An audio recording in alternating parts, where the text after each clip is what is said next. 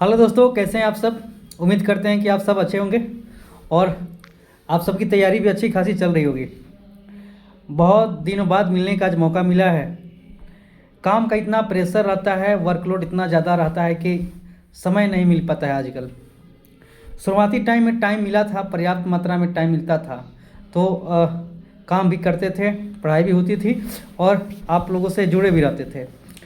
फिलहाल बीच में जान ही रहे थे कि इलेक्शन का कार्य हुआ, तो इलेक्शन में जितने भी सरकारी अधिकारी या कर्मी होते हैं सभी लोग जो है व्यस्त हो जाते हैं, तो उसमें टाइम मिलना बड़ी मुश्किल होता है।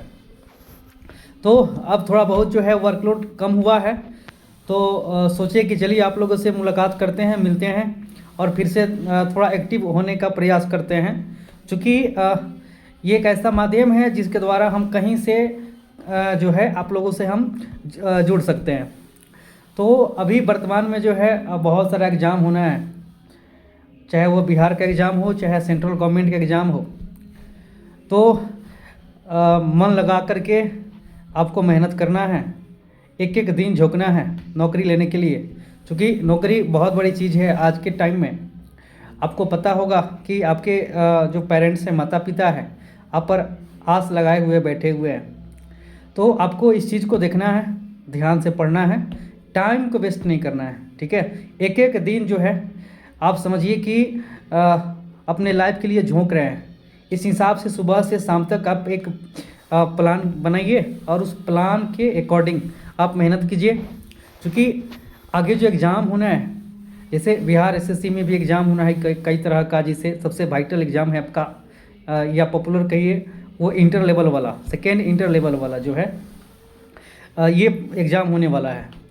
उसमें पोस्ट भी अच्छे खासे हैं पहले के तुलना में। जैसे फर्स्ट इंटर लेवल था तो उसमें पोस्ट कम था, उसके सीधे 2 गुना है, तो चांसेस ज़्यादा है, ठीक है। इसलिए इस हिसाब से भी मेहनत करना है।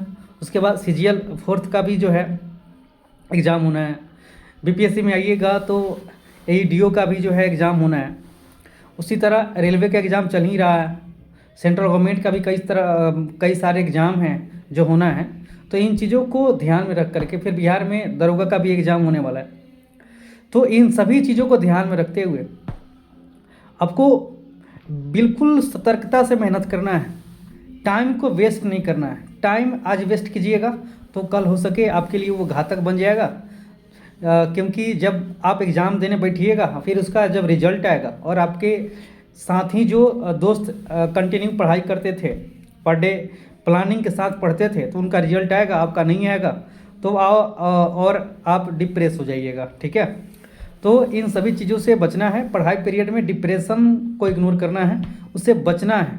अगर पढ़ाई पीरियड में जब तक जॉब नहीं होती है डिप्रेशन में जाइएगा तो उसका कोई इलाज नहीं है, वो हर तरह से आपको ही लॉस पहुंचाएगा। इसीलिए इन सब चीज़ों से सावधान रहना है, मेहनत करते रहना है।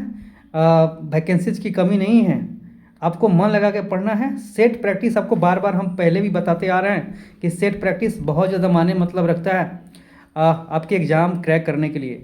इसलिए सेट प्रैक्टिस पर पूरा ध्यान दीजिए, ठीक है। पर डे कम से कम एक तो सेट प्रैक्टिस लगाइए ही, या पर डे कम से कम 2 सेट प्रैक्टिस लगाइए। अगर टाइम मिलता है तो कम से कम एक तो निश्चित रूप से लगाना है और अपने आप को जज करना है कि हम कहाँ तक पहुँचे हैं। क्योंकि आप जो है खुद को ही जज कर पाएंगे कि आप कहाँ तक पहुँचे हुए हैं और किस एग्ज़ाम के लिए कितना आप अंदर से प्रिपेयर हैं, ठीक है। इन सभी बातों को ध्यान में रखिए और मन लगा के पढ़िए, ठीक है। हम अब कंटिन्यू आते रहेंगे। कल से सोच रहे हैं कि कुछ इससे संबंधित और भी सारा वीडियोज हम बनाएं, आप लोगों से सीधे लाइव भी जुड़े।